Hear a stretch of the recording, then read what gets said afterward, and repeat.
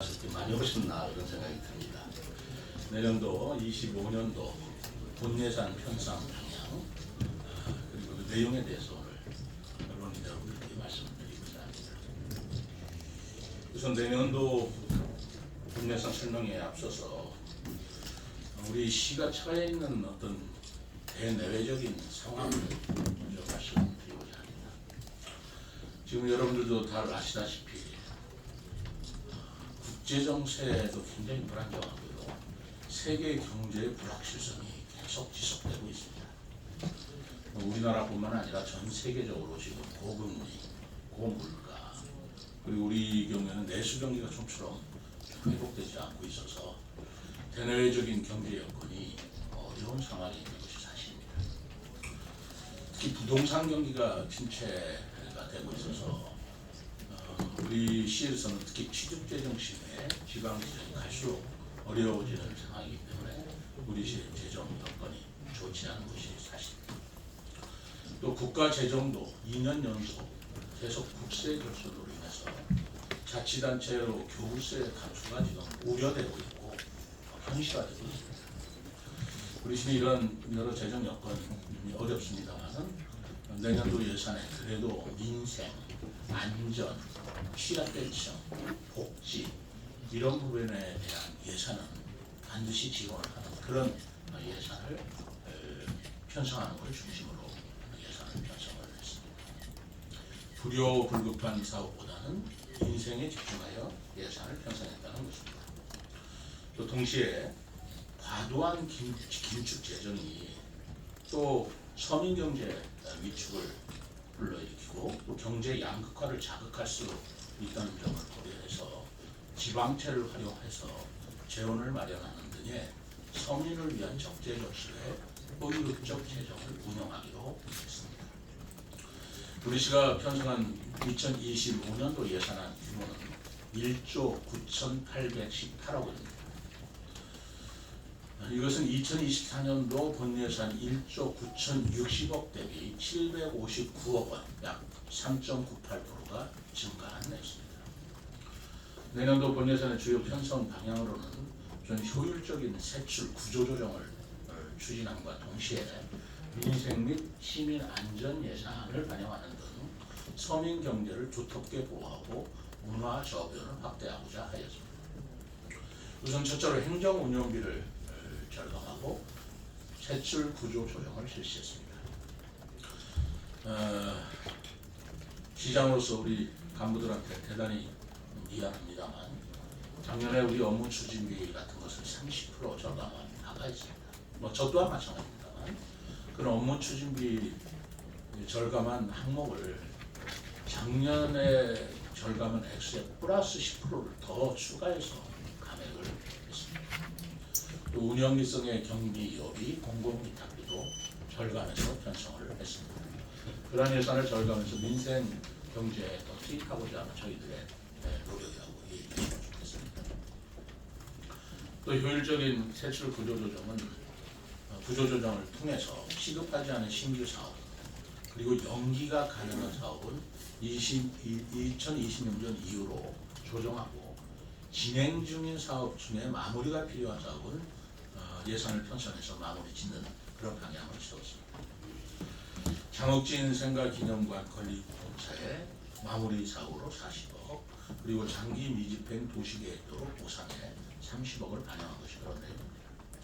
또 현재 진행 중인 금남면 복합 커뮤니티 센터 완공을 위해서 35억을 반영을 했습니다. 둘째, 시민 접점에 민생 예산을 반영했습니다. 안전하고 편리한 마을 배관, 경로당 이용을 위해서 재건축 보수에 6억 4천만을 편성하였고요.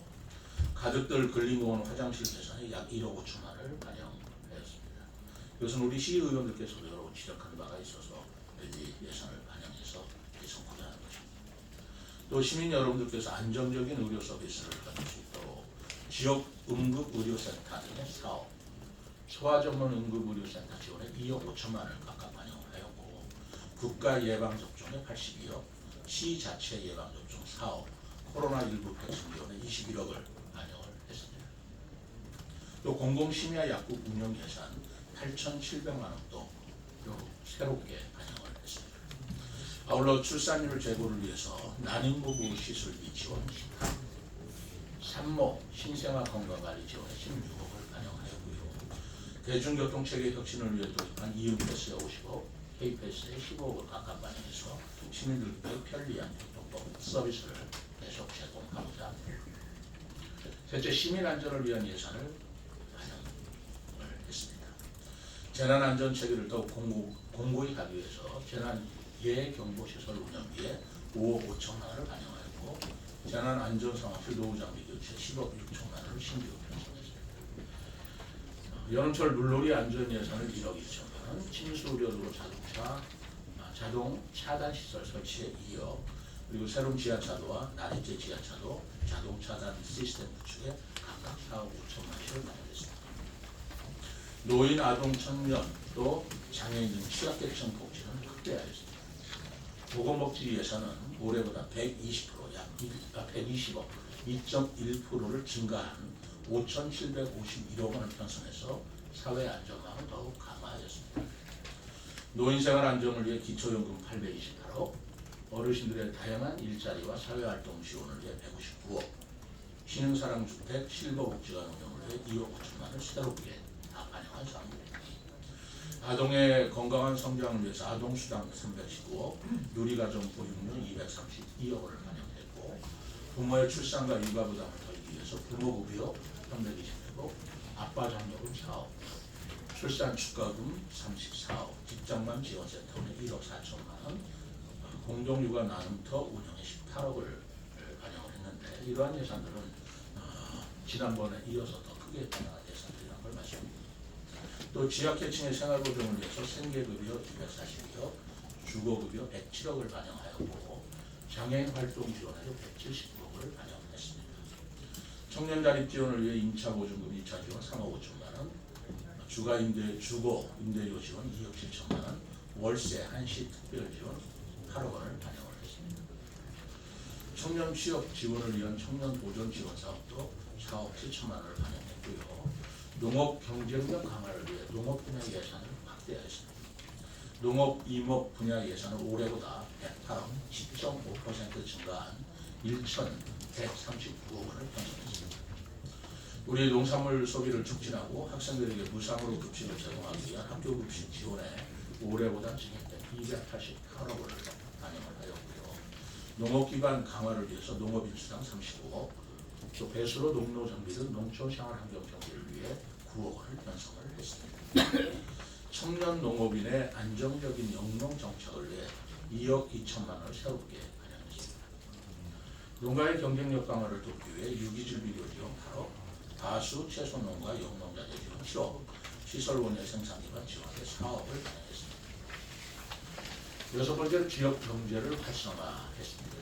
지역 내 소비 촉진 등 지역 상권 활성화를 위해 지역화폐 영인전 예산 30억 원을 반영하였고요. 소상공인 지원을 위해서 2차 보조금 지원 26억, 중소기업의 ESG 경영 지원에 1억을 반영했습니다. 또 유망기업 유치 및 입주 공간 제공을 위해서 공고임대형 지식산업센터에 106억을 투입해서 현재 건축 중에 있습니다만 차질 없이 추진할 것이고, 국가산업단지 조성을 위한 실자금 100억 원도 반영을 했습니다. 마지막으로 문화 및 정원도시의 저변을 확대하는 예산을 편성했습니다. 국제정원도시 박람회 개최를 위한 수령금으로 1265억 원, 그리고 국비 77억 원을 반영을 했습니다.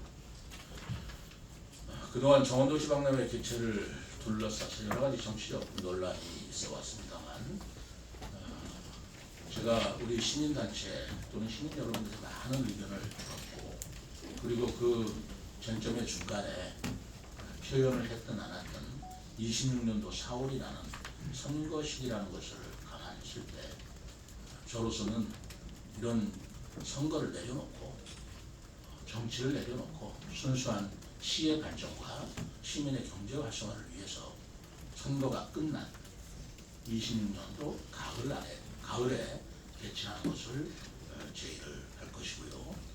이렇게 하는 것만이 우리가 국비 77억 원을 확보할 수 있는 마지막 기회라고 생각합니다. 또 국비 77억을 확보하기 위해서는 우리 시기 예산 65억 원 편성이 되어야 합니다. 이것도 26년도 4월에 했더라면 25년도 예산을 더 많이 편성할 수밖에 없는데 가을로 연기하게 된다면 26년도와 25년도에 분산 투자할 수 있게 되기 때문에 다소 내년도 예산 부담에도 좀 절감이 되는 그런 효과가 있을 것이라고 봅니다. 또 한글문화도시 지정을 위해서 60억, 그리고 충남 정북과 공동으로 추진하는 서부 내륙권 광역 관광개발의 18억을 편성하였고, 낙화 축제와 마이스기마 구축 등 관광 활성화 지원을 위한 문화관광재단 출연금 6억 5천만 원을 반영했습니다. 지금까지 대내외적으로 어려운 재정 여건 속에서 꼭 필요한 사업이라고 생각되는 사업을 중심으로 정말 우리 각 시국에서 뼈를 깎는 그런 작업을 했습니다. 부족한 예산에서 가장 효율적인 예산 편성은 무엇일까? 이런 걸 감안해서 이번에 어려운 예산 작업을 통해서 이렇게 편성했다는 말씀을 드리고, 오늘 여러분들께 발표한 이 예산안은 11월 1일 시의회에 제출되었습니다. 그리고 11월 11일부터는 의회 심의가 예정되어 있고요. 시의회 논의를 거쳐서 12월 16일에는 내년도 예산안이 최종적으로 확정될 것으로 예상됩니다. 거듭 말씀드리지만 우리 시가 대내적으로 재정 여건이 어려운 건 사실이고, 또 이러한 여건이 어려운 건 우리 세종시뿐만 아니라 전국 17개 시도 또 230여 개 기초자치단체도 마찬가지 형편에 있습니다. 아마 저와 비슷한 얘기들 모든 자치단체장이 하리라고 생각합니다만, 그런 여건이 어려운 상황에서 운영비성 예산은 최소화하고 지역경제 활성화와 경제가 어려움으로서 더 힘들어지시는 서민과 민생을 위한 사회복지, 문화적 확대는 더욱더 확대시키는 방향으로 예산을 편성하겠다는 말씀을 드립니다. 앞으로 시의회에서 심도 있게 심의를 해 주시겠습니다만은 우리 집행부 입장에서는 경기 회복과 그리고 민생 안정을 위한 집행부의 깊은 고민이 담긴 예산이었다는 걸 헤아려 줄 것을 부탁드리고 싶습니다. 앞으로도 우리 시는 조직 진단, 사업 분석 등을 통해서 세출 구조 조정을 지속적으로 추진할 것이고, 그럼으로써 예산을 보다 더 효율적으로 운영하기 위해 노력하겠습니다. 25년도 예산안에 따라서 편성된 예산을 차질 없이 추진하고, 또 이러한 그 예산을 통해서 우리 시민들이 보다 밝은 미래, 어려운 상황에서도 희망을 가질 수 있는 그런 예산을 편성했다는 말씀을 드리면서 우리 시민 여러분들의 건강과 행복한 삶을